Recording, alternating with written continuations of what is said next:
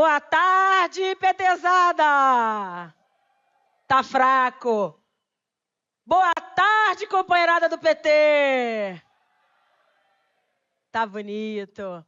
Pessoal, muito boa tarde. Aqui quem fala é a vereadora preta e petista Tainá de Paula, a primeira mulher negra da cidade do Rio de Janeiro, petista e secretária de Meio Ambiente desse município que recebe esse encontro tão importante, tão necessário, que é o encontro do PT 45 anos.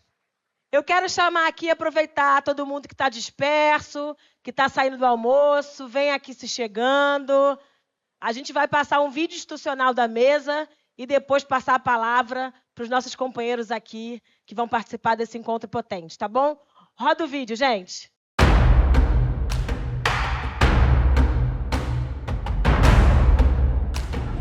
Oh my God!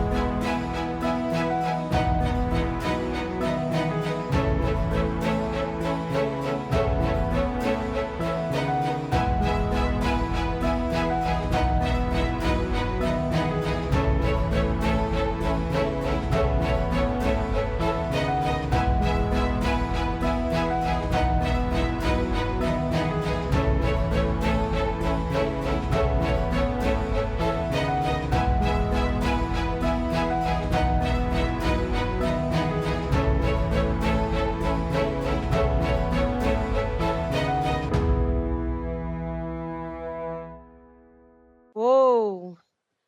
Agora, gente, para brilhantar aqui o nosso palco, fazer uma fala de boas-vindas, o nosso presidente estadual do Partido dos Trabalhadores, Joãozinho, vice-prefeito de Maricá. Uma salva de palmas, gente. Boa tarde, companheiros e companheiras. Eu quero primeiro saudar aqui essa grande vereadora, grande militante do PT, Tainá de Paula. Quero desejar muito boas-vindas a todos e todas que vieram de todas as regiões desse Brasil comemorar esses 45 anos desse partido que mudou esse país. Eu tenho orgulho, gente, de ter me filiado ao PT com 14 anos de idade e hoje ser o presidente estadual mais jovem do Brasil. Iniciei minha trajetória no movimento estudantil e de lá para cá fui de todos os níveis de direção. Construímos juntos a luta por uma educação pública de qualidade, construímos juntos muitas passeatas, muitas lutas e consolidando os direitos. E quando a gente olha para a história desse país, quando olha para a história dos trabalhadores desse país e das trabalhadoras, a gente se confunde com a história do PT. Porque todas as grandes conquistas dos trabalhadores e das trabalhadoras têm a ver com a história do Partido dos Trabalhadores. E nós estamos aqui no Rio de Janeiro, comemorando esse aniversário do PT, para cada vez mais a gente construir um Brasil que garanta o desenvolvimento econômico, social e sustentável. Então, gente, que vocês tenham 2 dias de muito debate, que vocês conheçam as belezas do nosso presidente Lula, que esse é o nosso grande desafio, que é o nosso compromisso com a democracia, é o nosso compromisso com esse país. Viva o Partido dos Trabalhadores e das Trabalhadoras! Viva! Obrigada, Joãozinho. Quero chamar agora, compondo a mesa, o senhor Jorge Viana, presidente da Apex, Agência Brasileira de Promoção de Exportações e Investimentos, ex-senador do Acre, ex-governador do Acre também. Boa tarde, Jorge. Aproveitar e chamar aqui Esther Bermegui, foi secretária do Conselho de Desenvolvimento Econômico e Social e da Secretaria de Planejamento e Investimentos Estratégicos. Bem-vinda, Esther. E por último, mas não menos importante, quero convidar aqui Mercedes Bustamante, que é bióloga, pesquisadora, professora universitária chileno-brasileira. Foi presidente da Coordenação de Aperfeiçoamento de Pessoal de Nível Superior, da CAPES, e é membro titular da Academia Brasileira de Ciências. Mercedes é professora associada à UNB, Universidade de Brasília. Bem-vindos, pessoal. Podem sentar, por favor. Antes de explicar rapidamente a nossa dinâmica, cada uma terá 15 minutos para fazer a sua explanação, falar sobre o debate do que a gente leva para a COP, qual é esse modelo de desenvolvimento inclusivo em disputa no Brasil hoje. Quero falar que vamos ter um bloco de perguntas, teremos 2 companheiras aqui coletando as perguntas para cada palestrante, para cada painelista, e todo mundo vai poder participar. O que não ficar disponível a resposta aqui, a gente acolhe as perguntas, a gente acolhe as questões e responderemos da melhor forma possível aqui com os nossos panelistas. Meus queridos e minhas queridas, acho que essa mesa, num calor como esse, numa cidade que sofre uma das maiores ondas de calor da história do Brasil e, quiçá, da América Latina, a gente ainda está compilando esses dados, mas acho que é muito oportuno para a construção desse caminho rumo à COP que a gente precisa desenhar.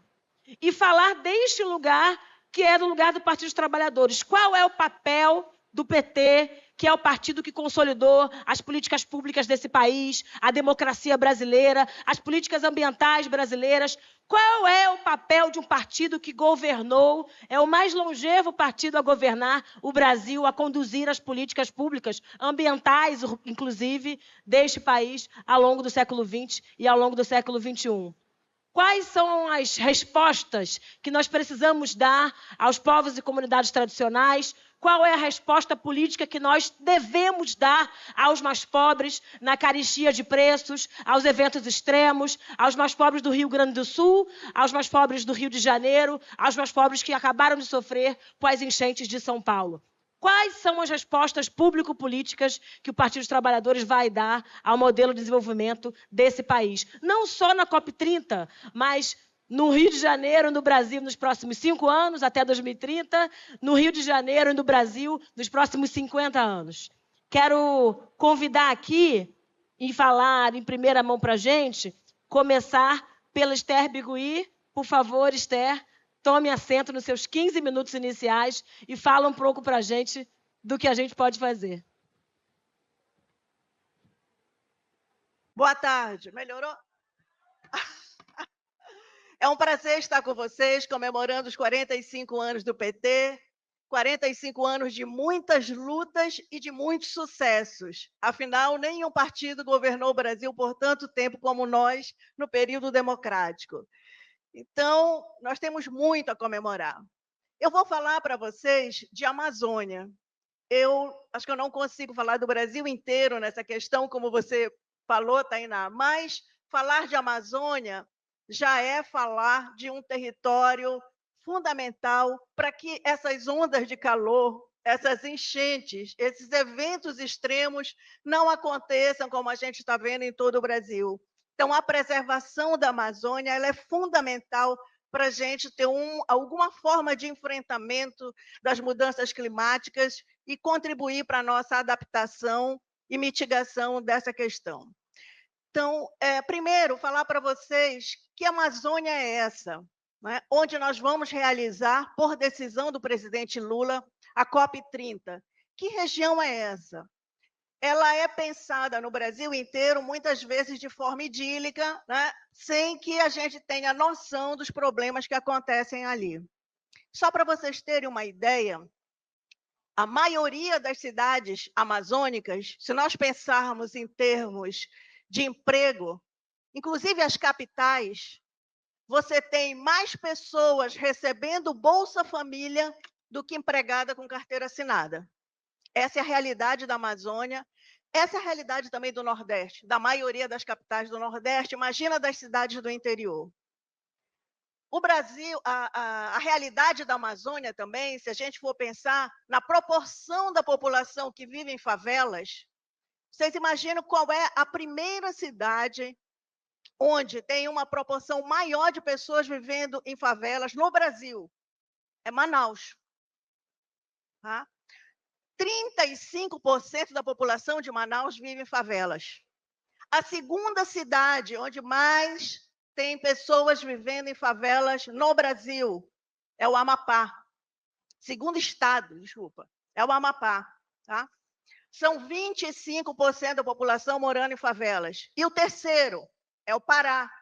São 19% da população vivendo em favelas. Só para vocês terem um contexto rápido do que é a Amazônia. 42% dos amazônidas vivem abaixo da linha de pobreza. 40% da população não tem acesso à água. Vocês veem que é um paradoxo isso. Nós temos os principais rios de água doce do mundo e nós não temos acesso à água.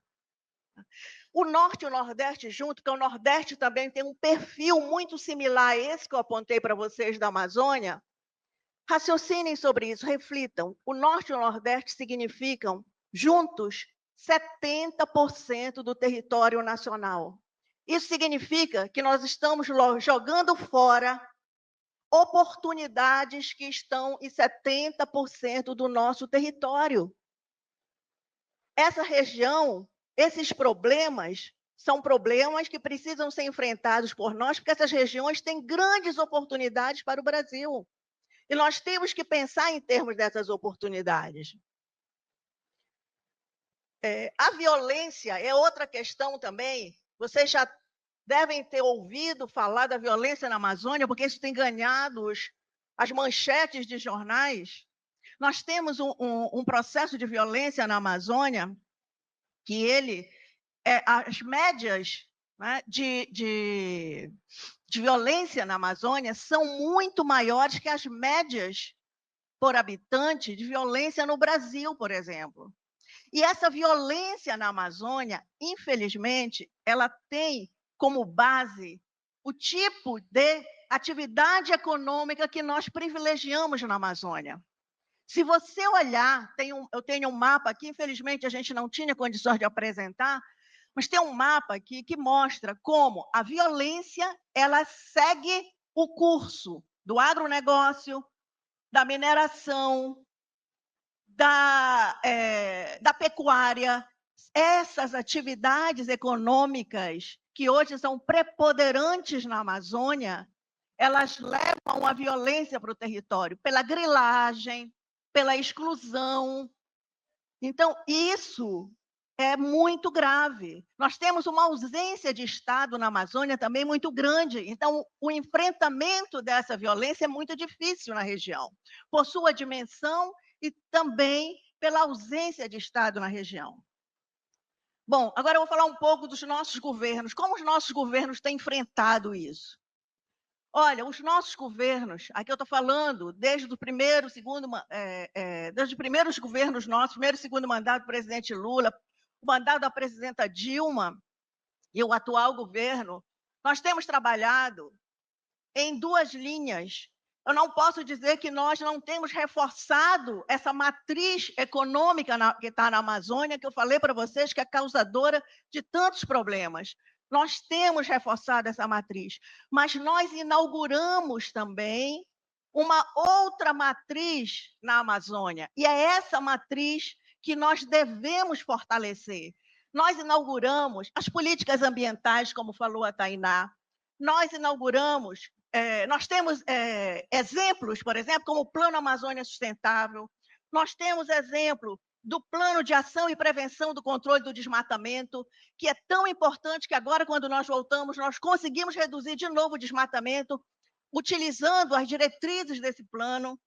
Nós temos o Plano de Desenvolvimento da BR-163. Se não tivesse acontecido o Plano de Desenvolvimento da rodovia da BR-163 nos nossos governos, que implantou uma série de flonas, de unidades de conservação, nós teríamos hoje uma situação muito pior do que nós temos ao longo da BR-163, uma situação de desmatamento muito grande, mas que o pior foi evitado por causa dessas unidades que nós fizemos à margem da rodovia e que dá uma contenção do desmatamento, uma contenção para a invasão dessas áreas. Nós fizemos o plano de desenvolvimento do Xingu, é outro exemplo de como a gente pode atuar na região. Nós fizemos a interiorização do ensino superior na Amazônia. Nós implantamos, a Amazônia praticamente só tinha ensino superior nas capitais, nas grandes capitais da Amazônia. Nós interiorizamos o ensino superior na Amazônia. São mais de 34 universidades e instituições de ensino superior, com mais de 300 campos em 166 municípios da Amazônia. Isso foi um ganho do nosso governo. Nós fizemos a demarcação de terras indígenas e quilombolas, nós fizemos a moratória da soja, a Bolsa Verde, o PRONAF da agricultura familiar e o Fundo Amazônia. Então, nós temos também uma matriz que nós estamos construindo e que nós temos que fortalecer para enfrentar esses problemas na Amazônia. Então, considerando isso, eu queria dizer que eu acho que nós deveríamos colocar nesse novo governo a Amazônia como prioridade do Projeto Nacional de Desenvolvimento nosso. Isso significa que nós estaríamos ativando 70% do nosso território. E o que significa colocar como prioridade nacional? Significa a imediata demarcação de terras indígenas, quilombolas e de territórios tradicionais da Amazônia. Isso é uma contenção a essa invasão econômica da Amazônia em atividades que são degradantes da região. Significa a proteção e a recomposição das unidades de conservação, porque muitas, ao longo do governo Bolsonaro, foram destruídas, né? Nós perdemos muitas dessas unidades, nós precisamos recompor, nós precisamos criar novas unidades, nós precisamos apoiar a produção e o bem viver dentro dos territórios coletivos. A Amazônia tem muitos territórios coletivos de povos indígenas, de povos quilombolas. Nós temos reservas extrativistas, nós temos uma série de territórios que são coletivos. Ainda há muito preconceito para o financiamento das atividades econômicas nesse território. Nós temos que acabar com esses preconceitos, nós temos que colocar recursos nesses territórios. Nós temos que fortalecer e incentivar a produção campesina e a agricultura familiar. Nós temos que, de forma urgente, restaurar as áreas desmatadas, fortalecer as universidades e as instituições científicas e tecnológicas. É preciso muita ciência para você fazer um desenvolvimento sustentável, diferenciado na região. Temos que ter uma nova matriz de conhecimento que articule esse conhecimento científico com o conhecimento tradicional, porque quem sabe o que tem na região são os povos indígenas e os povos tradicionais, que estão lá há mais de 8.000 anos e que têm um profundo conhecimento da floresta. Então, eu trouxe aqui como exemplo dessas diretrizes que eu falei aqui, 3 projetos que eu acho que poderíamos implantar de imediato na Amazônia. São os arranjos territoriais de conhecimento. Esse projeto está sendo discutido dentro do Conselho de Desenvolvimento Econômico e Social. Nós já aprovamos esse projeto dentro do Conselho, nós precisamos agora de ação do governo para implementar. Esses arranjos territoriais de conhecimento, eles teriam como base aqueles 34 institutos de ensino superior e universidades que eu falei, com 300 campos espalhados pela Amazônia, uma articulação desse conhecimento com os territórios da Amazônia, com os territórios quilombolas, indígenas, com as iniciativas de pequenas e médias empresas que têm aos milhares dentro da região, para aportar conhecimento para esses empreendimentos. E esses arranjos territoriais, eles são fundamentais, eles são urgentes. Por quê? Quando o presidente Lula ampliou o ensino superior na Amazônia, ele achava que teria como resposta o desenvolvimento. Essa seria a questão natural, mas isso não vem assim sem uma intervenção do Estado. O que a gente tem hoje é que nós formamos, ao longo desse período, muitos mestres, muitos doutores, mas que eles estão saindo da região, porque eles não veem oportunidade na região. Nós precisamos que esses egressos das universidades fiquem na região. Esse projeto de arranjos territoriais de conhecimento teria esse objetivo, de fixar essas pessoas na região. Um outro projeto também que nós propomos é a industrialização. 3 minutos, tá? A industrialização da Amazônia como um empreendimento estatal. Hoje nós falamos muito de biodiversidade, de sociobiodiversidade da Amazônia. Sociobiodiversidade por quê? Porque são as populações amazônicas que sabem o que tem de riqueza na floresta, mas nós precisamos fazer um grande empreendimento para tirar isso do papel, tirar isso da ideia. A nossa proposta é que se faça uma empresa, tipo uma Petrobras, assim como Getúlio Vargas visualizou ainda em 30, que o petróleo seria uma solução importante para o Brasil. Nós precisamos ver o que o mercado está dizendo hoje, o que a sociedade está dizendo hoje, e a grande questão que nós temos hoje para desenvolver na Amazônia é a sociobiodiversidade. Mas isso precisa de uma grande empresa, precisa de muitos recursos. Nós precisamos de uma Petrobras da biodiversidade. Se nós tivéssemos uma Petrobras da biodiversidade, nós poderíamos ativar, extrapolar dessa empresa uma cadeia produtiva muito grande dentro da própria Amazônia, para articular esses empreendimentos, essa produção que está sendo feita dentro desses territórios coletivos. Só para vocês terem uma ideia, se nós colocarmos uma empresa, tipo essa Petrobras que eu estou falando, de química fina na Amazônia, você pode aproveitar, por exemplo, uma substância que vem do uxi amarelo. Quem é da Amazônia comeu muito uxi, sabe do que eu estou falando? O uxi amarelo tem uma substância que é a bergenina. Sabe quanto quilo dessa substância vale hoje no mercado internacional? R$95 mil. R$95 mil. E assim eu tenho aqui, infelizmente a gente não tem como mostrar tudo, tem aqui muitas dessas substâncias que já foram identificadas pela ciência da Amazônia, que a ciência da Amazônia tem feito um trabalho extremamente relevante nesse sentido, e pela ciência do Brasil também, e isso significa apenas, como dizia o professor Enio Candotti, 10% do que se conhece da Amazônia. Um outro projeto que nós temos é o financiamento da produção nos assentamentos da reforma agrária. Aqui eu queria chamar a atenção de vocês para o impacto que vai ter na COP. A gente está falando muito de especulação imobiliária na COP.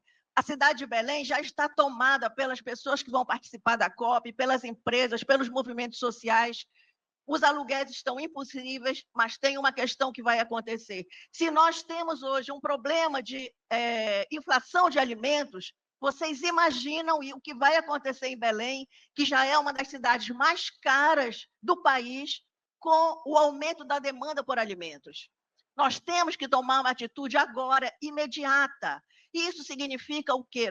Nós temos na Amazônia assentamentos da reforma agrária que, em conjunto, são maiores do que em todo o país.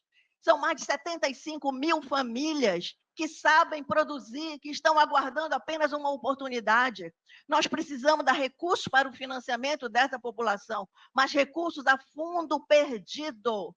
Não é financiamento bancário. Essa população não tem condição de enfrentar as necessidades que um banco coloca para elas. Já foram feitas várias tentativas. Então, a nossa proposta é um cartão, tipo uma bolsa mesmo, para produção, que seja imediato, agora, para que se consiga, até novembro, nós temos uma produção maior dentro da Amazônia, beneficiando esses assentados, e também beneficiando a população da região, porque quem não vai comer vai ser o povo, porque as pessoas que estão vindo, elas estão vindo com recursos suficientes para pagar qualquer que seja o preço da alimentação. Obrigada. Obrigada demais. Muito interessante, Esther, a questão dos arranjos territoriais, e muito bem falado. A floresta é viva, ela precisa estar de pé, mas as pessoas também precisam se alimentar dela. Quero passar a palavra aqui para Mercedes Bustamante. Ela é professora associada da Universidade de Brasília. Vai falar um pouco conosco. 15 minutos, Mercedes, por favor. Boa tarde a todas as pessoas aqui presentes. Um prazer enorme estar aqui. Tainá, muito obrigada pela apresentação. Esther, obrigada pela fala também. Em primeiro lugar, eu gostaria de desejar a todos um feliz aniversário. Foram 45 anos muito bem vividos. Com muita emoção e que venham mais 45, né, gente? A Tainá nos pediu aqui para focar nas soluções, mas antes um pouco de falar nas soluções, eu queria desenhar um pouco qual é o tamanho do desafio que nós precisamos enfrentar e por que a COP30 ela é tão importante e por que o Brasil precisa ter um papel de liderança na construção dessas soluções. Em primeiro lugar, é importante a gente ressaltar que um dos fenômenos que a gente está vivendo dentro da mudança climática está associado ao aumento da concentração de gás carbônico na atmosfera. Para que vocês tenham uma ideia, a concentração que a gente tem hoje na atmosfera, ela é sem igual nos últimos 800 mil anos de história da Terra. O que isso significa? Que a gente está vivendo uma situação sem precedentes para a humanidade. Esse é o primeiro desafio, ou seja, se a gente não viveu isso antes, a gente precisa desenhar um caminho novo para enfrentar o que vem por aí. E a gente tem aí uma série de consequências que já se fazem sentir. O aumento da temperatura global, desnecessário dizer isso hoje no Rio de Janeiro, nesse galpão, né, quando a gente fala de aumento da temperatura, mas está associado também ao aumento da temperatura dos oceanos, à redução das camadas de neve e gelo, e isso é muito importante para uma grande parte da população brasileira que vive nas zonas litorâneas, porque elas vão ser afetadas pelo aumento do nível do mar. 70% da nossa população vive na nossa zona costeira. E nós temos também um aumento dos eventos extremos. Outro aspecto importante para destacar é essa intensidade de eventos extremos e aquilo que a gente chama de pontos de inflexão. O que isso significa? Imagina que você está numa cadeirinha balançando, e alguém vem te dar um peteleco. Às vezes, uma pequena diferença já é suficiente para gerar um grande impacto. E um dos locais no Brasil onde a gente corre o risco desse ponto de inflexão é precisamente na floresta amazônica. Então, o que a ciência nos diz? Onde é que nós estamos hoje, né? Primeiro, que os riscos são maiores, são mais severos e estão avançando muito mais rapidamente do que se esperava. O outro ponto importante é com tudo aquilo que os países já prometeram, colocaram na mesa de promessas dentro do chamado Acordo de Paris, que vai ser discutido na COP30, a gente não alcança a meta, que é a meta de segurar a temperatura em 1,5. Se os países fizerem tudo o que estão prometendo, nós vamos estar encostando em 2,7 a 3 graus centígrados nas próximas décadas. E 2024, é importante lembrar, já foi o ano mais quente do histórico de temperatura e foi o primeiro ano em que nós já batemos 1,5 de aumento da temperatura. Ainda que temporariamente, isso já é um quadro de que esse aumento está acontecendo muito mais rápido do que o previsto. Então, por que essa meta de 1,5 é importante e por que a COP30 vai ser importante para implementar soluções que nos coloquem de volta na rota dessa meta? Porque qualquer incremento de temperatura acima de 1,5 vai amplificar esses impactos que a gente já sente hoje. Se a gente já sente onda de calor, inundação, evento extremo, acima de 1,5 isso se agrava. E o outro fator importante, quando a temperatura vai aumentando acima de 1,5, aumenta a probabilidade daquilo que a gente chama de riscos compostos. Ou seja, a gente começa a ter riscos que são mais complexos, múltiplos e mais difíceis de gerenciar. O que isso significa? Que torna o trabalho das políticas públicas ainda mais difíceis. Então, para onde que a gente precisa partir daqui para agora, para a COP30 e para as próximas décadas? Primeiro, para a gente ter uma ação climática bem-sucedida, ela tem que ser múltipla e ela tem que olhar todos os setores da sociedade, todos os setores da economia.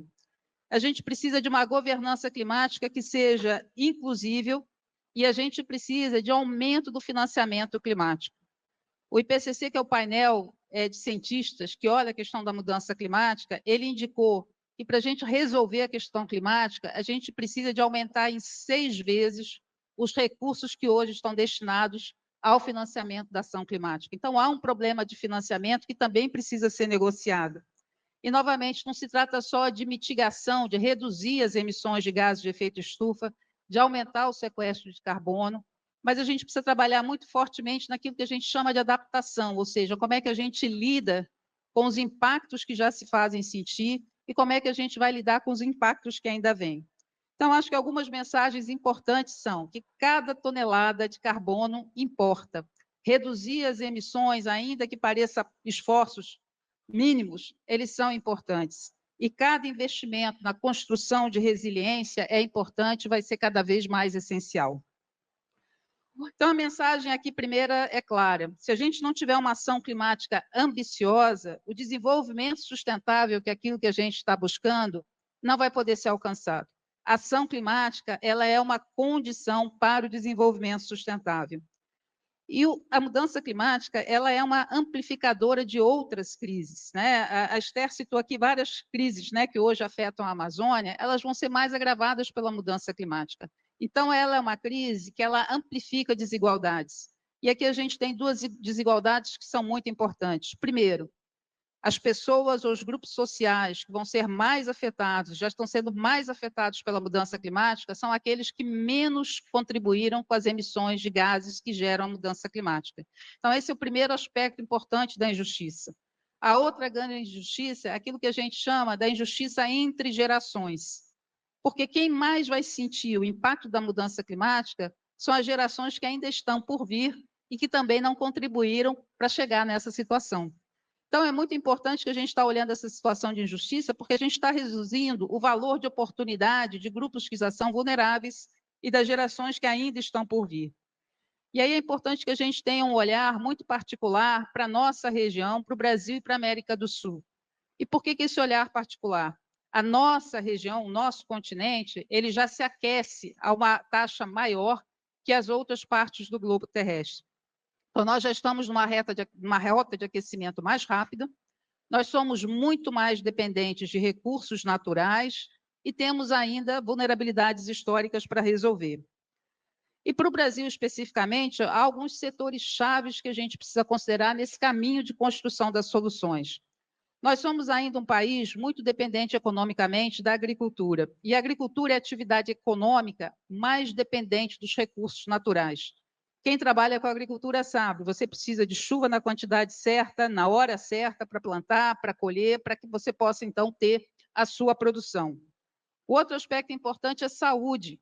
Nós já estamos numa faixa tropical, o aumento da temperatura, ele exacerba problemas de saúde, porque ele vai mudar a geografia das doenças. Olha as epidemias de dengue que nós tivemos recentemente. As pessoas morrem de calor, nós temos um limiar de resistência ao aumento da temperatura. Já estão sendo mais afetados pela mudança climática são aqueles que menos contribuíram com as emissões de gases que geram a mudança climática. Então, esse é o primeiro aspecto importante da injustiça. A outra grande injustiça é aquilo que a gente chama da injustiça entre gerações. Porque quem mais vai sentir o impacto da mudança climática são as gerações que ainda estão por vir e que também não contribuíram para chegar nessa situação. Então, é muito importante que a gente está olhando essa situação de injustiça, porque a gente está reduzindo o valor de oportunidade de grupos que já são vulneráveis e das gerações que ainda estão por vir. E aí é importante que a gente tenha um olhar muito particular para a nossa região, para o Brasil e para a América do Sul. E por que esse olhar particular? A nossa região, o nosso continente, ele já se aquece a uma taxa maior que as outras partes do globo terrestre. Então, nós já estamos numa rota de aquecimento mais rápida, nós somos muito mais dependentes de recursos naturais e temos ainda vulnerabilidades históricas para resolver. E para o Brasil, especificamente, há alguns setores chaves que a gente precisa considerar nesse caminho de construção das soluções. Nós somos ainda um país muito dependente economicamente da agricultura, e a agricultura é a atividade econômica mais dependente dos recursos naturais. Quem trabalha com a agricultura sabe, você precisa de chuva na quantidade certa, na hora certa para plantar, para colher, para que você possa, então, ter a sua produção. O outro aspecto importante é saúde. Nós já estamos numa faixa tropical, o aumento da temperatura, ele exacerba problemas de saúde, porque ele vai mudar a geografia das doenças. olha as epidemias de dengue que nós tivemos recentemente, as pessoas morrem de calor, nós temos um limiar de resistência ao aumento da temperatura e nós temos também problemas ainda de doenças que são transmitidas pela água, no caso das inundações. Outro aspecto importante é a nossa matriz energética. A produção de eletricidade no Brasil ainda é muito dependente da hidroeletricidade. O que isso significa? A mudança climática ela vai alterar também o padrão de distribuição e produção de chuvas. Isso torna a nossa insegurança energética um aspecto mais crítico para ser resolvido. A questão das áreas urbanas, novamente, é importante lembrar, a gente tem uma crise na floresta, a gente tem uma crise no campo, mas 70% da população brasileira vive em áreas urbanas ou algo próximo a regiões periurbanas. Então, como é que a população urbana vai lidar com a questão do aumento da temperatura e da mudança do padrão de precipitação? E, por fim, a nossa responsabilidade como um país mega diverso. Então, nós temos aqui uma diversidade de ecossistemas, uma diversidade de espécies. Somos o país com maior diversidade biológica do mundo. Isso nos coloca uma responsabilidade de entender e proteger também essa biodiversidade que nos presta uma série de serviços ecossistêmicos. Mas eu queria destacar aqui um aspecto particular que eu acho que é parte da construção das políticas de resiliência e que se refere à segurança alimentar e nutricional da população. E a gente percebe o impacto que hoje a inflação de alimentos tem sobre a população mais vulnerável brasileira. A mudança climática ela impacta a segurança alimentar de várias formas. Ela reduz a produção, ela dificulta o acesso a essa produção quando ela inviabiliza estradas, como, por exemplo, no caso das inundações do Rio Grande do Sul, ou o transporte de alimentos. Ela reduz a qualidade nutricional dos alimentos, então aumenta a temperatura, reduz a quantidade de nutrientes nesses alimentos, e ela também promove um aumento de preços, gerando também um processo inflacionário. Então, um aspecto importante para a gente caminhar nas soluções, Tainá, é olhar a resiliência do nosso sistema de segurança alimentar e nutricional. Outro aspecto que eu gostaria de destacar quando a gente fala de saúde, o impacto sobre a saúde humana, que os grupos de trabalhadores que vão ser mais vulneráveis à mudança climática são precisamente os trabalhadores que exercem suas funções ao ar livre. E aí nós estamos falando, novamente, da agricultura, mas também da população urbana, e em particular a população urbana em situação de precariedade, que exerce suas funções ao ar livre, esses são mais impactados pela mudança do clima. E, por fim, eu gostaria de olhar como solução que o Brasil precisa pensar num processo de desenvolvimento que seja um processo de desenvolvimento resiliente ao clima. Então, nós temos aí duas vertentes para trabalhar. Aquilo que a gente chama de mitigação, como é que a gente faz para reduzir as emissões? Limpa, né, a matriz energética, faz a transição energética necessária, acaba com o desmatamento, não é reduzir o desmatamento, é acabar com o desmatamento em todos os biomas brasileiros, mas, ao mesmo tempo, trabalha as questões de adaptação. E aqui é importante um parênteses. Quando a gente fala de redução das emissões, aumento do sequestro de carbono, esse é um benefício global. O mundo inteiro é beneficiado se a gente fizer esse trabalho. Mas a ação de adaptação, ela é claramente uma ação local. Então, a ação de adaptação precisa considerar o quê? Os contextos, as peculiaridades e as diferenças dos diferentes grupos sociais e das diferentes regiões do Brasil. A boa notícia é que a ciência nos diz que a gente já tem opções disponíveis. Hoje, com as tecnologias que já estão na prateleira, a gente conseguiria reduzir globalmente as emissões pela metade até 2030. Então, mais do que um problema tecnológico, a mudança climática é um problema político e é um problema de financiamento. E destaco a questão do financiamento porque nas negociações do clima, há 30 anos atrás, apareceu um termo que a gente chama perdas e danos. Esse termo apareceu 30 anos atrás, mas só conseguiu entrar nas negociações muito recentemente. Por quê? Porque quando a gente fala em perdas e danos no direito, isso significa que alguém tem que compensar. Então, isso exige uma compensação. E aí você começa a colocar agora, se a questão não é tecnológica, a tecnologia existe, e ela é política e financeira, quem vai pagar a conta? Então, acho que essa é uma grande discussão, Tainá, é um aspecto importante para o Brasil olhar e pensar que hoje a gente tem uma situação em que nós estamos mais vulneráveis, em situação de mais risco, mas que essa situação de risco pode representar uma oportunidade. do Brasil sair de um modelo de desenvolvimento que está prescrevendo, que é excludente, que é baseado na exploração infinita de recursos que são finitos, e como é que a gente efetivamente conduz esse processo de transformação ecológica da economia brasileira, em que, ao mesmo tempo, reduza a vulnerabilidade, os processos de exclusão e lide com as injustiças climáticas. Obrigada. Muito bom. Muito bom te ouvir, Mercedes. Principalmente pontuar e fortalecer a discussão de perdas e danos. Não é uma discussão fácil aqui na América do Sul. E obrigada por você estar trazendo essa fala fundamental. Quero passar agora para o Jorge Viana, presidente da Apex, gestor público, falar um pouco para a gente. Obrigada demais, Jorge. Então, eu queria muito agradecer o privilégio, a oportunidade de estar aqui. Agradecer a Tainá, a Mercedes e também a tia companheira que nos precederam aqui, que fizeram colocações que, como tinha me falado o querido amigo Paulo Akamoto, deram uma contextualizada nos desafios que nós temos, da situação social que vivemos na Amazônia, e também com números importantes que a Mercedes trouxe, para que a gente entenda qual é o desafio de realizar no Brasil a COP30. Qual é o desafio do governo Lula 3 estar realizando a COP30? Eu queria primeiro me apresentar para alguns mais novos que talvez não me conheçam. Eu sou Jorge Viana, sou engenheiro florestal, sou do Acre, sou da Amazônia. Eu fui prefeito de Rio Branco, fui governador do Acre 2 vezes, fui senador e hoje presido a Apex, numa oportunidade que o presidente Lula me deu, que é a agência brasileira que trabalha a promoção do Brasil no mundo e a atração de investimento do mundo para o Brasil. Eu acho que Deus abençoou minha vida. Política, eu não vou nem falar, porque a minha história se confunde com a história do PT nesses 45 anos e, modestamente, a história do PT também é parte da minha história. Foi onde é minha casa, sempre foi. E foi graças a essa opção política, essa orientação política, que eu consegui ocupar todos esses cargos e dar minha contribuição e sigo dando. Mas eu queria dizer que o privilégio meu mesmo foi ter vivido num tempo em que a gente tinha mestres insubstituíveis.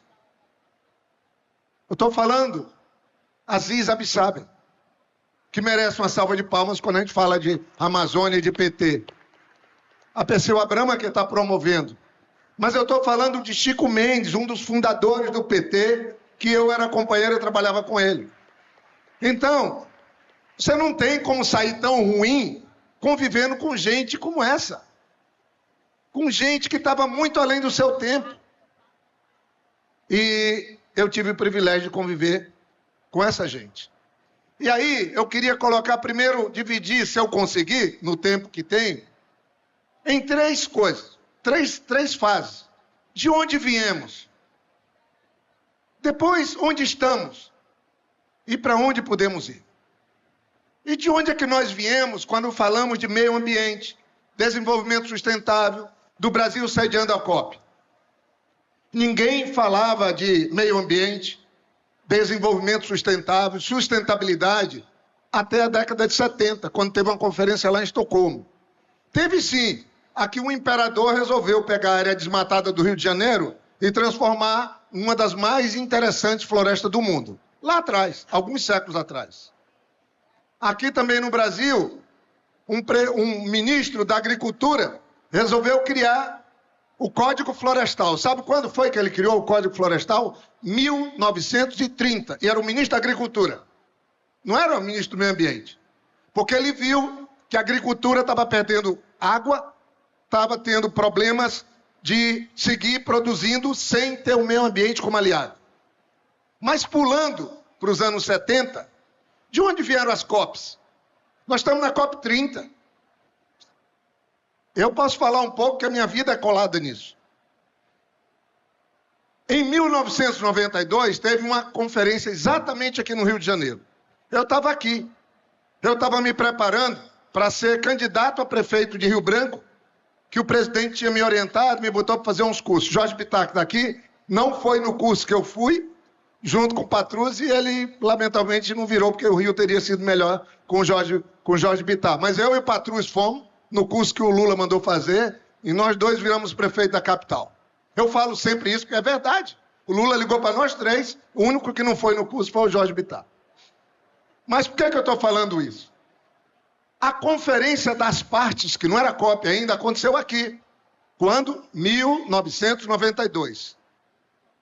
Aquela conferência fez os países chegar à conclusão, Fidel Castro estava aqui, era governo Collor, mas o tema era universal. E os países do mundo chegaram à conclusão que precisavam ter uma ação coordenada entre os países para enfrentar um negócio que ninguém conhecia direito, que podia ser aquecimento global ou coisa parecida. Aí, em 94, eles resolveram criar a COP. E em 95 tivemos a primeira COP na Alemanha. De lá para cá, eu vou pular, foram muitas. Quando chegou na COP 15, eu fui mais de 20, Quando chegou na COP 15, lá em Paris, porque aí desde lá tem todo ano. Na COP 15 resolveram assinar um grande acordo de redução das emissões de gases de efeito estufa, todos os países do mundo juntos. E que os países ricos bancariam 100 bilhões de dólares para os países ainda não ricos em desenvolvimento. Por que isso? Porque as grandes emissões vêm de onde? Na maioria dos países ricos, que se desenvolveram, mas às custas de sacrifício social e ambiental no mundo inteiro. É daí que vem a COP. Eu posso dizer que essa COP 30 é a COP da inclusão, ou a oportunidade, do desenvolvimento sustentável, da consolidação de um modelo novo, mas ela está muito ligada a dinheiro, financiamento. O acordo que foi feito lá em Baku, eu estava lá, era de que os países ricos agora dariam 300 bilhões de dólares por ano, 300 bilhões de dólares, não mais 100, por ano até 2030, para que os países em desenvolvimento pudessem alcançar um ambiente melhor social e de inclusão. Esse dinheiro é pouco, mas o pior dele ser pouco é que ele não aparece. Não acontece. Isso é muito grave. Então, nós estamos vindo daí. Mas o que é que tem a ver isso, essa agenda com o PT? Tem tudo a ver. Eu lembro ainda, quando o Chico Mendes procurou o Lula para se filiar no PT, o presidente Lula era presidente do sindicato. Ficou com medo que podia ser alguém que vem do Acre, da Amazônia, querendo entrar no PT. Pode ser alguma armação dos militares. E mandou o Chico Mendes ir para um boteco. Lá um boteco famoso que tem lá perto do sindicato. Me espera lá. Manda esse cara esperar lá. Quando chegou lá era o Chico Mendes pedindo umas fichinhas de filiação para ajudar a fundar o PT. Olha só a história do PT. Chico Mendes fundou o PT lá no meu estado. Eu trabalhei com ele depois que me formei. Pena que foram só os últimos 5 anos da vida dele. Mas o Chico Mendes fez uma coisa muito rica dentro do PT e dentro dos sindicatos. Vocês sabiam que quando tinha reunião da CUT e do PT lá atrás, o Chico Mendes vinha com a pauta de um negócio de meio ambiente, de defender povos da floresta, de defender os povos indígenas, de defender extrativista. Na hora que a gente estava lutando contra o regime militar, lutando por democracia, lutando por trabalho, pão e liberdade. Parecia que era uma coisa descolada, mas não era. O Chico Mendes estava na nossa frente, porque ele estava pensando na luta grande do planeta, que é hoje quem está ameaçado no planeta é a vida humana. Aliás, todas as vidas estão ameaçadas. Agora a agenda é atual, mas naquela época só no PT que tinha espaço para debater isso. Depois surgiu o PV, aí trouxe o Chico Mendes para animá-los um pouco, mas o Chico era do PT, e seguimos. Então, o PT está na origem dessa agenda que o mundo hoje tenta implementar. O nosso partido. Graças ao movimento que Chico Mendes criou e desenvolveu e trabalhou. O Chico Mendes era acusado de ser contra o progresso. O PT, quando chega no governo, também é acusado de atrapalhar o desenvolvimento. Mas vamos pegar um histórico ainda, falando um pouquinho desse passado. Quando o PT chegou no governo com Lula, o desmatamento da Amazônia tinha alcançado 27 mil quilômetros quadrados. O desafio nosso não era fazer novas coisas, era acabar com aquele crescimento do desmatamento, de destruição que a gente vivia. Isso dá trabalho, gente. Isso precisa de política de comando e controle, precisa de ir lá proibir pessoas de destruir. E nós reduzimos o desmatamento quando vieram os dois governos do presidente Lula, mais o da Dilma com Marina e com Isabela. Eu fui ser relator do Código Florestal novo, em 2012, como senador. Eu já tinha saído do governo do Acre. Nós tínhamos colocado a economia sustentável, através do governo da floresta, numa referência na Amazônia, com uma melhoria de vida lá em cima, com um ambiente sem destruição, funcionando economicamente. E eu fui relator do Código Florestal, fizemos um código bom, alguns criticavam na época por um lado, outros criticavam por outro, mas depois todos falando, temos que implementar o código porque ele é bom. Não, porque eu não fiz só. Não fiz só. E passou o tempo, nós saímos do governo, aconteceu toda essa tragédia política que o Brasil viveu, num ambiente de intolerância, de hostilidade.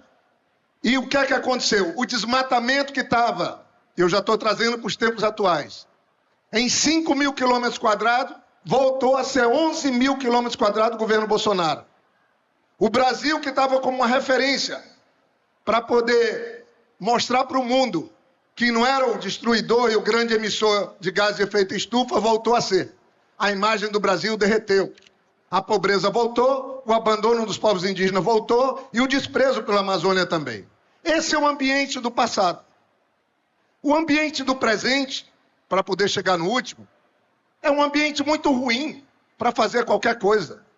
Nós saímos de uma pandemia, gente. Pandemia é a maior tragédia da humanidade. Só tínhamos lido e ouvido falar da gripe espanhola, que matou dezenas de milhões de pessoas. Aí nós vivemos essa tragédia. Eu perdi minha mãe na pandemia. Todo mundo perdeu alguém. Conhecido, amigo ou parente. E nós tínhamos um presidente que ria da falta de ar das pessoas, da morte das pessoas. E o que é que acontece? Nós saímos da pandemia, e eu não falo só Brasil, o mundo saiu mais hostil da pandemia. Em vez de sair mais humano, em vez de sair mais unido.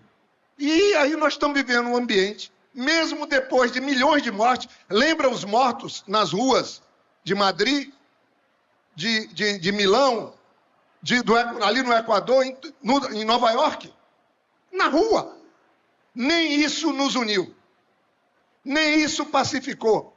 O ambiente é tão hostil que na maioria das famílias brasileiras não tem mais aquele almoço de domingo, onde tinha sempre aquele abestado, aquele porra louca, que falava bobagem, mas ele ficava quieto naquela época.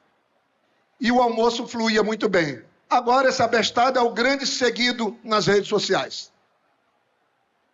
E aí a gente vive um ambiente de absoluta hostilidade. E é nesse ambiente de absoluta hostilidade, hoje tem um artigo do Jânio de Freitas maravilhoso, contando um pouco dessa história, é nesse ambiente de hostilidade que entrou o governo Lula. É nesse ambiente de hostilidade que nós vamos realizar a COP. É nesse ambiente de hostilidade que o Brasil presidiu o G20, é presidente dos BRICS e também vai sediar a COP. E aí vai dizer, Jorge, mas o que é que a gente faz? Tem saída? Tem solução? Acabei de vir da África. Primeira missão esse ano da Apex foi para a África. 4 países. Nigéria, Costa do Marfim, Gana e Senegal. Brasil estava 7 anos ausente da África. Do continente que deu origem a nós e à humanidade. Ficou ausente, mas voltou. Estávamos lá. Eu vou dar um exemplo que tem futuro, a economia. Eu quero falar da economia. É um problema. Mas eu concluo para poder ouvir. A Nigéria, a Costa do Marfim não é o país de origem da castanha do caju, mas é o maior produtor do mundo de castanha do caju. Levou do Nordeste, é o maior produtor do mundo. Lá não é a origem do cacau, mas a Costa do Marfim é o maior produtor de cacau do mundo. Produz 1 milhão de toneladas. 50% do cacau produzido no mundo vem de lá. Não é, a planta não é de lá, a árvore não é de lá, é da Amazônia. E eles também plantam muito seringueira e dendê, que também não é de lá. Então, se o país africano pegou árvores da Amazônia e transformou em uma atividade econômica altamente rentável, por que nós não fizemos mesmo? O que está acontecendo com a Amazônia? A professora já falou, as duas já falaram. Eu queria, por último, eu falei para o Paulo que essa folhinha aqui, ela é muito interessante. Vocês têm ideia de quantos produtos da Amazônia tem mercado? 1000 produtos. Eu vou terminar com isso, mostrando viabilidade, que o PT pode falar disso. Nossos planos, nossos projetos, nossos documentos, nossos governos podem falar disso. Eu estou na Apex. O Brasil exportou ano passado 377 bilhões de dólares. 27 bilhões vieram da Amazônia. 28 do Nordeste, bilhões de dólares. Mas na Amazônia, se eu tirar o Pará com a Vale do Rio Doce, sabe quanto fica? 7 bilhões de dólares. A região mais rica do planeta, com os estados, todo mundo junto, 30 milhões de pessoas, exportou 7 bilhões de dólares em 337. Alguma coisa está muito errada. Os piores indicadores de desenvolvimento humano estão na Amazônia. Não vou repetir o que a professora falou. 30 milhões. Vamos falar da Vale? Rapidinho, eu falei com o presidente dela e tem uma reunião marcada. A Vale exportou durante 50 anos minério de ferro para o Japão. O Japão virou a segunda economia do mundo. A Vale tem projetos lindos, sustentáveis lá. Mas o que é que ficou mesmo para os 30 milhões de pessoas que vivem na Amazônia? Agora a Vale está exportando minério de ferro, 20 bilhões por ano, para a China. A China é a maior produtora de aço do mundo, produz 1 bilhão de toneladas. O que é que está ficando para nós? Eu falei com o presidente novo da Vale. Cara, 70 anos e nós vamos seguir do mesmo jeito? Não dá para seguir esse caminho. Aí eu vou voltar para a história aqui para terminar, Tainá, mil desculpas. Nós fizemos um estudo durante a pandemia, identificamos 60 produtos compatíveis com a floresta na Amazônia. Esses 60 produtos, eles só podem ser produzidos aqui na região tropical, na África e lá na Ásia. Indonésia, por ali, que tem aquela faixa verde do planeta. Sabe qual é o valor desses produtos no mercado mundial hoje? Não estou falando de potencial. O mercado desses 60 produtos, estou falando de pimenta do reino, estou falando de café, de cacau, é um mercado de 298 bilhões de dólares. Esses países estão ganhando isso. Alguém está vendendo, alguém está comprando. Quanto é a participação do Brasil, que tem a maior floresta tropical do mundo? Sabe quanto que é? 300 milhões de dólares. Então, em 297 bilhões de dólares, nós participamos com 300. O maior produtor de pimenta do reino do mundo é o Vietnã, exporta 600 milhões de dólares. Nós exportamos 100. Dos 300, 100 é pimenta do reino. O maior exportador de castanha do Brasil do mundo é a Bolívia. Exporta 150 milhões de dólares. Nós exportamos 10. Agora vai dar um pouco mais, nós estamos trabalhando, vai dar uns 20. E eu podia citar uma quantidade enorme de produtos, mas eu não tenho tempo. Mas eu fico aqui nas respostas, eu posso falar um pouco. O que é que eu quero dizer com isso? Se a Amazônia brasileira... O Brasil é responsável por 1,5% do comércio mundial. É lá que eu estou. 1,5%. Então, de tudo que o mundo comercializa, 1,5% é do Brasil. A Amazônia, nos produtos compatíveis com a floresta, quando eu comparo com os outros países, a nossa participação é 0,17%. Se a nossa participação nos produtos que saem de florestas tropicais da Amazônia fosse igual à do Brasil, 1,5%, todo ano circularia na Amazônia 2,3 bilhões de dólares. Mas sabe quando vai acontecer isso? Quando a gente tiver coragem de mudar radicalmente o crédito. Quando a gente tiver coragem de entender que com a agricultura, com atividades anuais, sem uma política forte de uso adequado dos minerais, de valorização de quem trabalha, mas com política que possa ser lucrativa também, do ponto de vista econômico, que possa dar retorno econômico, nós não vamos resolver isso. Eu sou um pequeno plantador de café. Eu tinha uma área do meu pai que eu comprei para ele, falei, eu vou plantar. Decidi plantar café, vou plantar cacau, que eu estou plantando árvores. Árvores. Não estou plantando cultura anual. Sabe por quê? Crise climática. A crise climática está mudando o preço dos produtos todos, que o meu é tudo irrigado. Não tem saída. Seja os Estados Unidos perdendo o algodão, seja o Vietnã perdendo o café, e aí, seja o Brasil perdendo produção de café e o preço vai aumentando. Eu não tenho tempo para ampliar, mas o que eu queria dizer é que nós temos uma grande saída para a Amazônia, porque nós estamos na região mais rica do planeta. A COP trabalha financiamento. Se tiver um casamento desses recursos com atividades sustentáveis, que levem em conta as pessoas que vivem na Amazônia, a gente pode fazer uma grande e rápida mudança. Grande e rápida mudança. Nós ensaiamos isso lá no Acre. Eu ganhei a eleição defendendo o meio ambiente em 92, em 98, em 2002, em 2010, quando era contra. O último dado, para ficar meio apavorado, por favor, Jorge, é que os vereadores e prefeitos eleitos agora, nesse ano passado, estudo feito que eu passo para vocês, 90% dos prefeitos da Amazônia são contra qualquer agenda ambiental.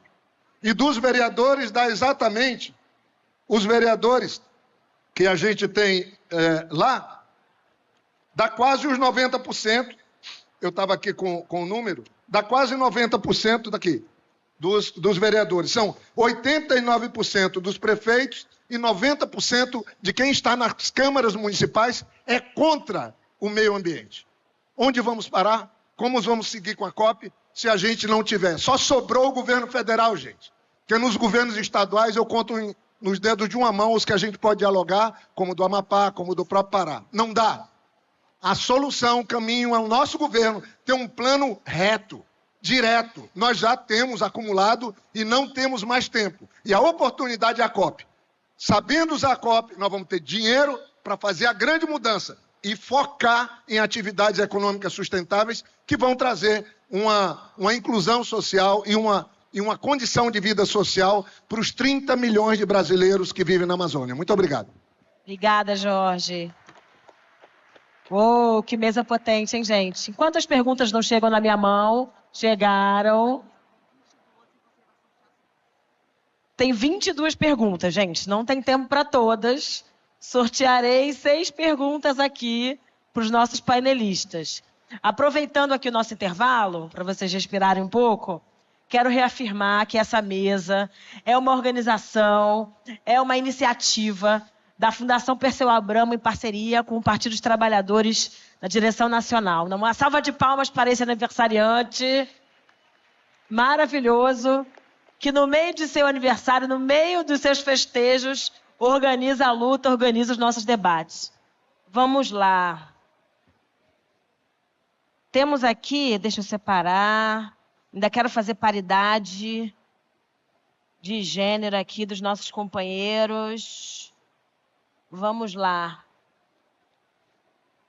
Quero selecionar aqui para o palestrante que estiver mais informado sobre os riscos da exploração da margem equatorial.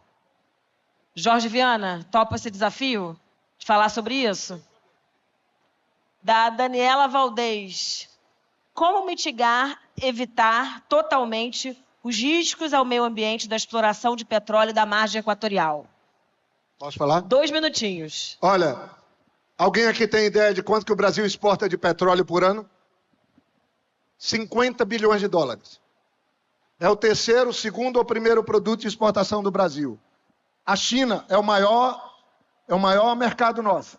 Nós exportamos 100 bilhões de dólares, importamos 50. Dos 100 bilhões de dólares, 80, 40 bilhões de soja, 20 de petróleo e 20 de minério de ferro. 3 produtos responsáveis por 80%. Isso já existe. 50 bilhões de dólares o Brasil explora. Sabe quanto que aqui no pré-sal, no Rio? Basicamente no Rio. Com a 4 tem que tomar muito cuidado. Mas ele agora 4 anos só, se for querer ficar mais 4. O pré-sal é responsável por 78% do petróleo que o Brasil exporta. Se não tivesse o pré-sal, o Brasil tinha caído as exportações fortemente nos últimos 8 anos. Enio, você que preside uma das mais interessantes empresas e está levando à frente. Esse estado aqui, 90% do que o Rio exporta é petróleo. E não puseram de pé, Jorge, nenhum projeto pensando que o petróleo do Rio é finito. Eu almocei com a presidente da Petrobras. Sabe quando acaba o pré-sal aqui? Para o Brasil e para cá? 2031, gente. Daqui a 6 anos. Daqui a 6 anos vai fazer assim, ó, a produção. Só que o Brasil e o mundo estão trabalhando com petróleo. Eu sempre defendi o meio ambiente, vou seguir defendendo, mas eu tenho um pouco de pragmatismo. Não dá para querer, por conta de ser lá na margem equatorial, tem que estender. Eu já teria liberado a pesquisa e o estudo há muito tempo. Porque o presidente Lula tem responsabilidade, temos uma ministra de meio ambiente com responsabilidade. Sabe quem está explorando lá 50 quilômetros de onde a gente quer furar o poço? A Noruega. Sabe o que é a Noruega? É o país que doa 1 bilhão para o Fundo Amazônia nosso. A empresa Equinox dele está explorando lá. E nós vamos chegar que a Petrobras não vai. A Petrobras explora o pré-sal sem acidente. É a melhor e maior tecnologia de explorar. Eu tenho muita preocupação com o meu rio, com o nosso rio, com o nosso ecossistema.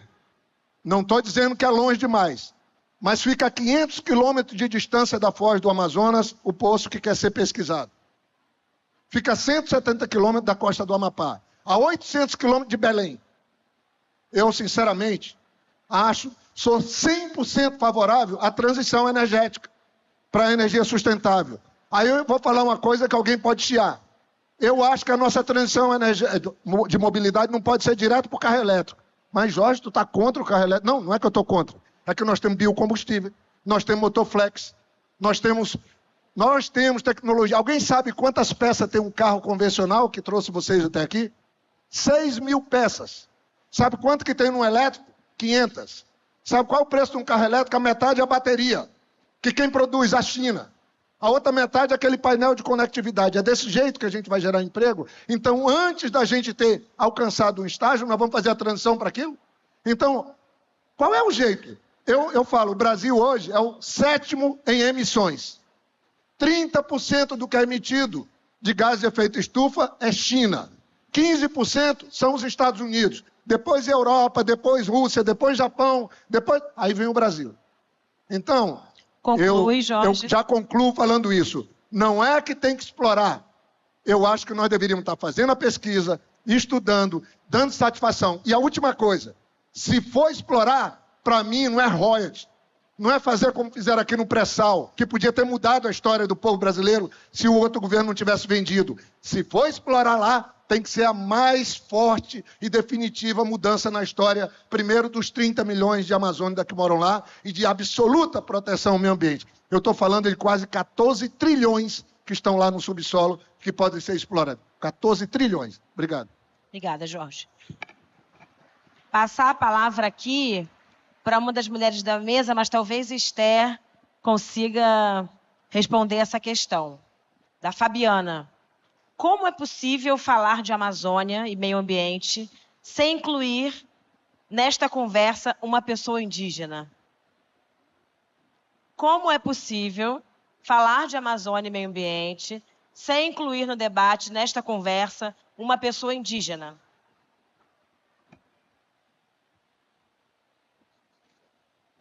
Aqui?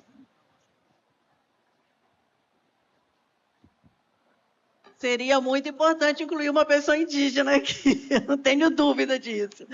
Mas vamos tentando responder e incluí-los na nossa fala. Eu incluí o Jorge também, Mercedes também.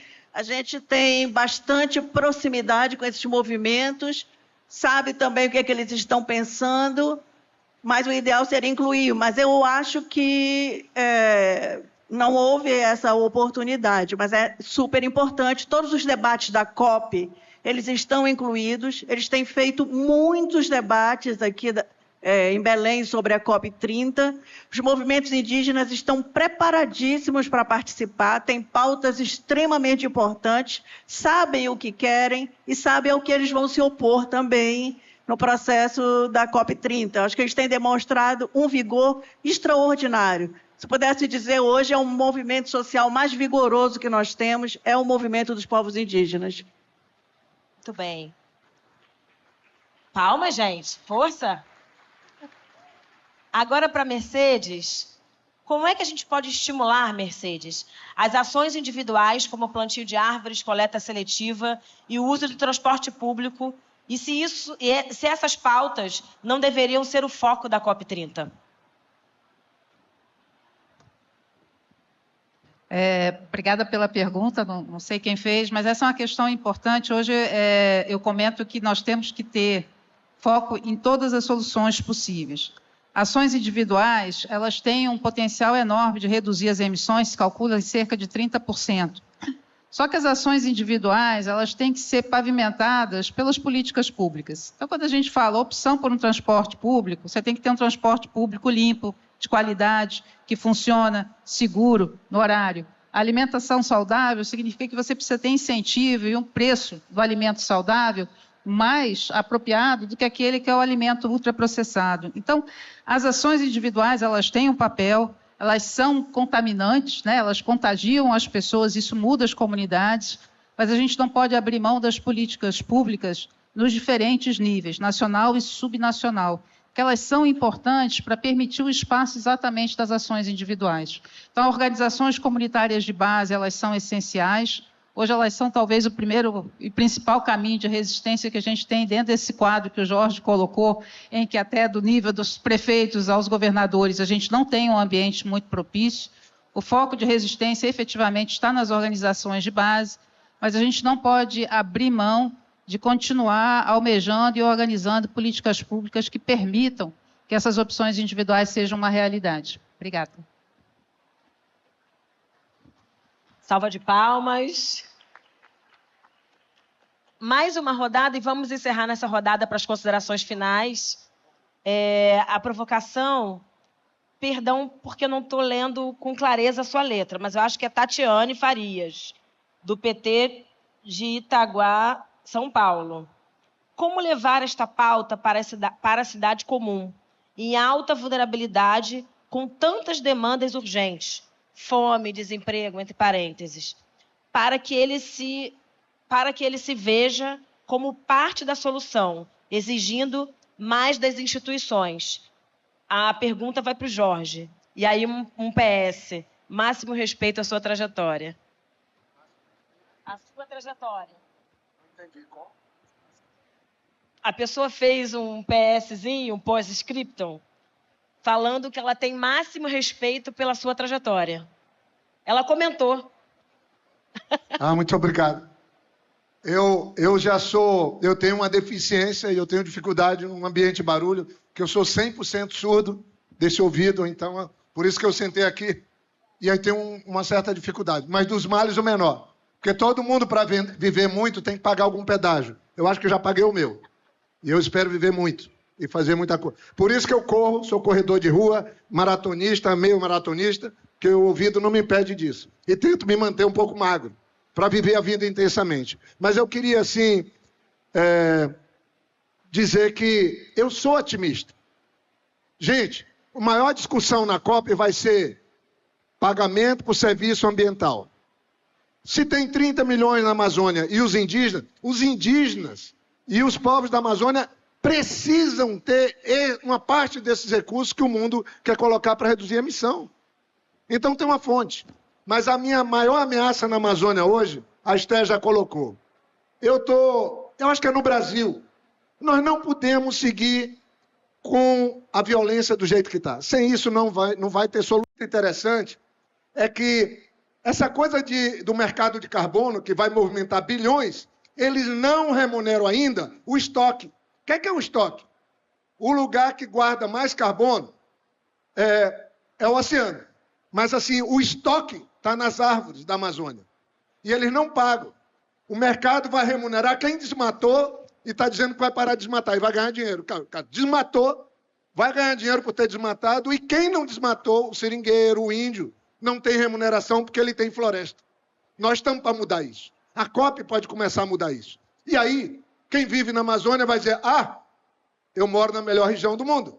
Porque graças a estar morando aqui, ter cuidado, eu estou ganhando algo, estou tendo uma vida melhor para mim e para minha família. Essa virada de chave, eu tenho esperança que o nosso governo do presidente Lula, nesses 2 anos, se nós formos pragmáticos, mudarmos o financiamento, focarmos nos 30 milhões que vivem na Amazônia, nós podemos alcançar. Obrigado. Bom. Passar para a Esther e, a partir dessa provocação, já fazer suas considerações finais. Como fazer a compensação e apoio com políticas públicas aos agricultores familiares, assentados da reforma agrária e comunidades tradicionais para remediar os impactos das secas e das mudanças climáticas?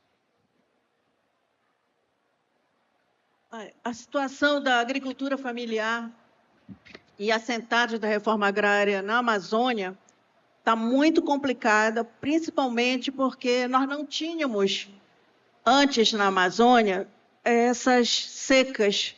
Nós tínhamos secas de 50 em 50 anos. Agora, as secas são contínuas, são extremamente penosas na região. Antes nós dizíamos que o Amazonas ainda não passava fome. Não passava fome quando ele tinha as suas condições naturais intactas. Hoje ele passa fome, hoje ele passa sede, e não há nada sendo feito para mudar essa situação.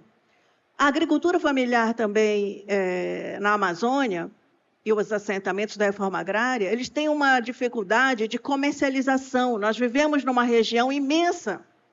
Nós temos dificuldades que vão, desde essas que eu falei, da mudança do clima que está acontecendo agora.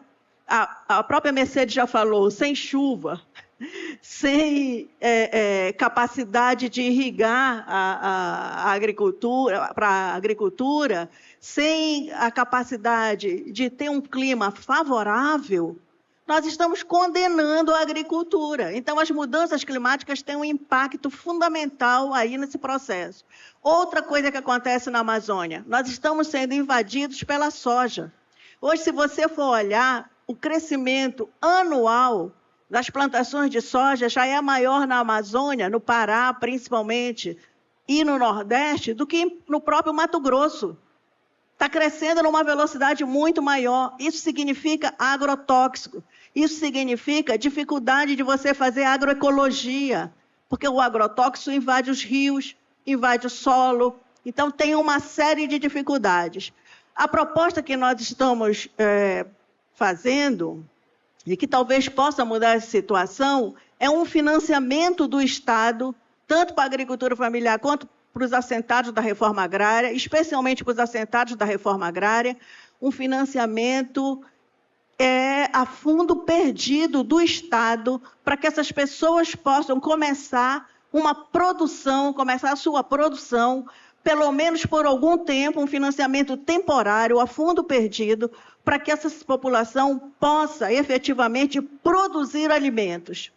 Nós temos uma situação na produção de alimentos que, desde 2021, ela é muito clara. Vocês lembram das cúpulas de sistemas alimentares que a ONU fez?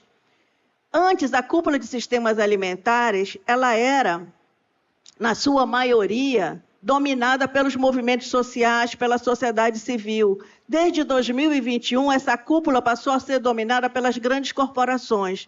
São as grandes corporações que hoje dominam os sistemas alimentares. São elas que dão os preços, são elas que causam a inflação quando isso é interessante, são elas que diminuem a oferta.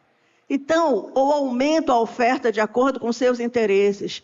Ter um movimento forte de financiamento, como eu estou dizendo, a fundo perdido para os pequenos e médios agricultores, principalmente para os pequenos, é um movimento de retomada do controle social sobre os sistemas alimentares. Nós podemos fazer isso para todo o Brasil. Nós já perdemos muito dinheiro com agronegócio, nós já perdemos muito dinheiro com mineração, nós já subsidiamos demais. Por que não subsidiar o pequeno? Mas subsidiar fortemente, com financiamentos de grande porte, para a gente mudar essa situação. Ou nós não teremos como sair dessa armadilha que nós estamos hoje. E na Amazônia, isso é urgentíssimo. Então, a solução seria essa, ter um programa de financiamento e de assistência técnica para a pequena agricultura e também de pesquisa e desenvolvimento, porque a Embrapa hoje está tomada, está cooptada pelo agronegócio também. É uma parte muito pequena e uma parte marginalizada da Embrapa que trabalha para para os pequenos agricultores, para a agricultura familiar e para os assentados. Nós precisamos de ciência também para mudar essas condições. Então, se nós tivéssemos ciência, financiamento e assistência técnica, com o conhecimento que a agricultura familiar tem da Amazônia e do Brasil inteiro, os nossos assentados, com o conhecimento que eles têm da região, nós mudaríamos essa situação. Eu não tenho dúvida sobre isso. E, para encerrar, eu gostaria de agradecer a oportunidade, ao convite do presidente da Fundação, Paulo Okamoto, a Fundação Perseu Abramo. A Fundação Perseu Abramo tem promovido muitas discussões na Amazônia. Há mais de 40 anos, nós temos sucessivas conferências na Amazônia para discutir o que nós queremos, para discutir as nossas pautas. Nós temos essas propostas que eu apresentei aqui, são propostas que são fruto dessa discussão, dos fóruns da Amazônia, das conferências da Amazônia, mas nós precisamos ser ouvidos. Nós precisamos ser ouvidos nas políticas que são feitas para a região. Então, nós precisamos que o governo, que o partido tenha sensibilidade em ouvir os amazônicos quando está pensando a região. Tá? Muito obrigada. Muito bem, Esther. Agora, passar a palavra para a nossa maravilhosa e a partir de uma provocação da nossa secretária nacional de mulheres, nossa dirigenta, Anne Moura. Como o governo pode incluir os movimentos sociais na construção da COP, principalmente os movimentos da Amazônia?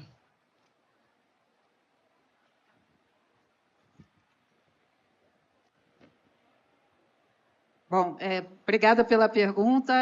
Eu vou repetir o que os povos da Amazônia falam, né? Nada para a Amazônia sem os povos da Amazônia. Eu acho que isso é algo que a gente não pode esquecer. Vou aproveitar que a pergunta veio também, né, da secretária de Mulheres, né? Eu gostaria de chamar a atenção que dentro dos segmentos mais vulneráveis sobre a questão da mudança climática, há um recorte de gênero muito forte. Então, as mulheres são mais impactadas pelas questões de saúde, elas são mais impactadas pelas questões educacionais, mais impactadas pelas questões de água e de acesso a emprego. Então, essa discussão sobre mudança climática, ela também envolve um recorte muito forte, racial, de gênero, né, de etnias. Então, acho que essa é uma discussão importante. Outro dia me fizeram uma pergunta, o Jorge falou que ele permanece otimista, e eu acho que é bom a gente ouvir isso, porque eu lido com essa questão diariamente, dando aula sobre isso, fazendo pesquisa sobre isso. Eu me pergunto, mas você permanece otimista sabendo tudo o que você sabe? E a minha resposta, eu acho que para fechar, é a quem serve o nosso pessimismo. Porque se a gente adota o pessimismo, o que a gente faz é manter o status quo, é manter quem nos jogou nessa situação.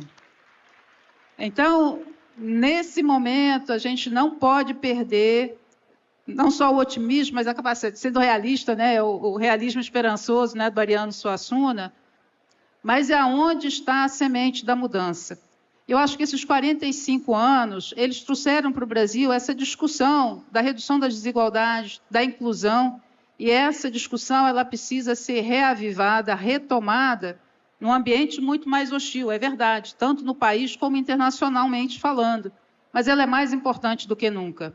Então, cultivar a nossa crença na capacidade de mudar, porque se a gente entrega os pontos, aí é que a gente não muda nada mesmo, né?